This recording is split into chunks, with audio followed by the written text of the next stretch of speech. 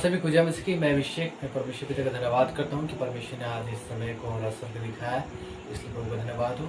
आइए, जिस प्रकार से हम परमेश्वर के वचन से हम देख रहे हैं, तो आज भी हम परमेश्वर के वचन से हम देखेंगे। वैसा आप निकाल सकते हैं दूसरा राजा उसका 5 अध्याय, उसका 1 से लेकर कुछ बातों को 1-2 पद को मैं पढ़ूंगा, उसके बाद हम आगे हम देखेंगे। यहाँ पे लिखा हुआ है, अराम के राजा का नामान नामक सेनापति अपने स्वामी की दृष्टि में बड़ा प्रतिष्ठित पुरुष था, क्योंकि यहोवा ने उसके द्वारा अरामियों को विजय किया था। वह सूरवीर था परंतु कोढ़ी था। यहाँ पर हम एक ऐसे व्यक्ति के बारे में हम देखते, बलशाली तो था, सूरवीर तो था, लेकिन उसके जीवन में एक कमी थी, और वो ये कमी थी कि वो कोढ़ से भरा हुआ था। भले उसने युद्ध में जाकर कई युद्ध लड़े होंगे, कई लोगों को हराया होगा, कई लोगों को मारा होगा, लेकिन उसके जीवन में एक कमी थी, और वो कमी ये थी कि उसके जीवन में वो कोढ़ की बीमारी थी, और उस कोढ़ की वजह से वो जो है बहुत दिनों से दर्द भरा जो होता है उसके लिए असहनीय होता है रात के समय में। तो वहाँ पे जो होता है, अरामी जो लोग होते हैं दल बांधकर इसराइल में जाते हैं, और इसराइल में जाकर क्या करते हैं, बोल देते हैं, और वहाँ के जितने भी सामान चीजें जो होती है उसको लेके आ जाते हैं, और एक छोटी सी लड़की को क्या करते हैं वहाँ पे बंदी बनाकर वहाँ पर लेके आता है ये नामान नामक व्यक्ति, ताकि वो उसकी पत्नी की क्या कर सके, सेवा टहल कर सके। और वो जो लड़की होती है, जब उसकी उस सेनापति का जो पत्नी है उसकी सेवा टहल कर सके, इसलिए वहाँ पे बंदी बना के लाया रहती है। वो क्या करती है, उस चीखे को सुनकर वो क्या करती है, चुपके से जाके क्या करती है, देखती है कि कौन जो है इतने दर्द भरे आवाज से क्या कर रहा है, चिल्ला रहा है। जब वो देखती है तो क्या वहाँ पे उस नामान को पाता है, जो उस राजा का सेनापति होता है, उसको वहाँ पर पाता है। और वहाँ पे जाने के बाद जो है वो जो लड़की होती है जो बंदी बना के लाई रहती है, वो जो लड़की जो है उस पति की पत्नी के पास जाके कहती है कि शायद यदि यह जो सुमरोन के एक भविष्यवक्ता के पास होता तो ये जरूर चंगा हो जाता, ऐसा बोल के वो लड़की कहती है। और लड़की की बात को सुनकर देखो उस सेनापति की पत्नी क्या विश्वास करती है, वो ये विश्वास करती है, और सच में विश्वास करते हुए क्या करती है, अब वो अपने पति को बताती है, और उसका पति क्या करता है, उस राजा के पास जाकर वो बताता है कि इस्राएल में एक ऐसा भविष्यवक्ता है जिसके कहने से क्या हो जाता है, वो रोग भी ठीक कर सकता है। इस प्रकार से उस बात को बताकर क्या कहता है, वहाँ का होता है इजराइल के राजा के पास जो है चिट्ठी लिखता है कि मैं अपने एक सेनापति को भेज रहा हूँ जिसके शरीर में कोढ़ है, और इसको तो क्या करना, चंगा करना, ऐसा उनके क्या करता है, चिट्ठी लिखता है। जब वो राजा जो है वहाँ का राजा जो है उस चिट्ठी को प्राप्त करता है, जब पढ़ता है तो वहाँ पर क्या होता है, वो झुंझुला उठता है, और वो क्या हो जाता है, वो अपने वस्त्र फाड़ कर वहां पर चिल्लाने लगता है कि क्या मैं परमेश्वर हूं कि चंगा कर सकता हूं, या किसी को मार सकता हूं, या फिर जिला सकता हूं। सोचो कि राजा ने क्या सोच कर यह चिट्ठी लिखा हुआ है, शायद मेरे से क्या करना चाहता है, वो झगड़ना चाहता है शायद मेरे साथ में, इसलिए क्या ऐसा करना चाहता है समझ के वो कहला भेजता है कि हाँ उसको बोल दे कि इजराइल में जो है कि इजराइल में एक भविष्यवक्ता है। तब वो जान लेगा कि इजराइल में क्या है, एक भविष्यवक्ता है। और वो अपने साथ जो है सोने चांदी कपड़े लेके क्या करता है, वहां से डायरेक्ट वो है एलिशा के पास पहुंचता है।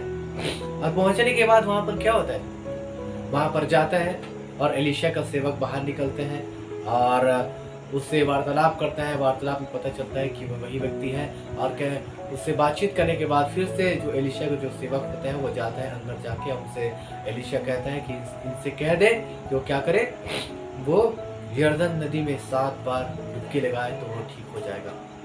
अब जैसे ही वो उस बात को सुनता है कि उस यरदन नदी में 7 बार डुबकी लगाए तो क्या होता है, एकदम झुंझुला उठता है और क्रोधित हो जाता है कि मैंने सोचा था कि ये एलिशा जो है भविष्यवक्ता है, जो प्रभु का दास है, वो मेरे पास आएगा, मुझ पर हाथ फेरेगा, मुझ पर हाथ रखेगा, और वो कहेगा और मुझसे विनती करेगा परमेश्वर अपने खुदा से, तो मैं चंगा हो जा रहा था। लेकिन ये क्या बोल रहा है, ये उस यरदन में नहाने के लिए बोल रहा है मुझको, जहाँ का पानी ठीक नहीं है। क्या ऐसे और नदी अच्छी नहीं है जिसका नाम है, यहाँ पर बोलते हैं, क्या दमिश्क की अबाना और पर्पन नदियां इस जलाशयों में से उत्तम नहीं है, जो मुझको उस यरदन नदी में स्नान करने के लिए बोल रहा है। देखो उस यरदन नदी को क्या कह रहा है, तुच्छ समझा, वो चाहता था कि वो भेज सकता था कि मुझे इससे अच्छे नदियों में जहाँ का पानी साफ होता है, और ये बोल रहा है कि उस गंदे पानी मुझे नहाने के लिए बोल रहा है। तो वो गुस्से से क्रोधित होकर वहां पर क्या करता है, उस स्थान से चला जाता है। जब जाते रहते हैं रास्ते में, तो उन्हीं का एक सेनापति जो है उनसे कहता है, हे मेरे प्रभु, क्या यदि वो भविष्यवक्ता जो है इससे तुझे कठिन बातें को कहता, तो क्या तू ये वो नहीं करता?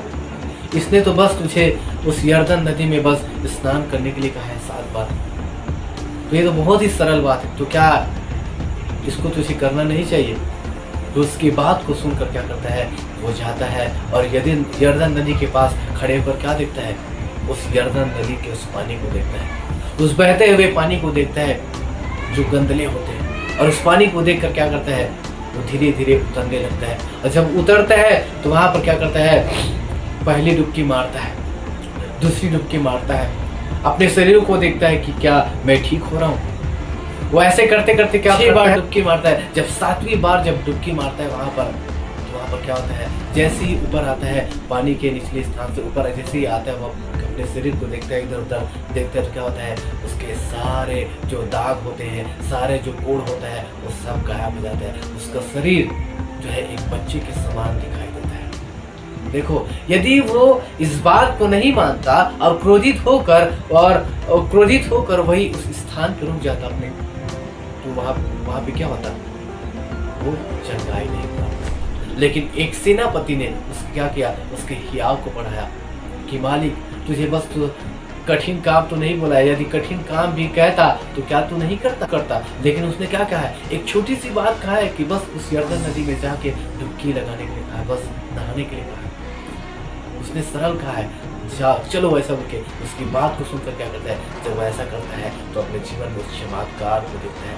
और जब वो चंगाई को प्राप्त करता है, वहां पर क्या करता है, तुरंत वो एलीशा के पास जाता है और एलीशा के पास जाकर क्या कहता है, सच में अब मैंने जान लिया कि इस्राएल में इस परमेश्वर के सिवाय और कोई परमेश्वर नहीं है।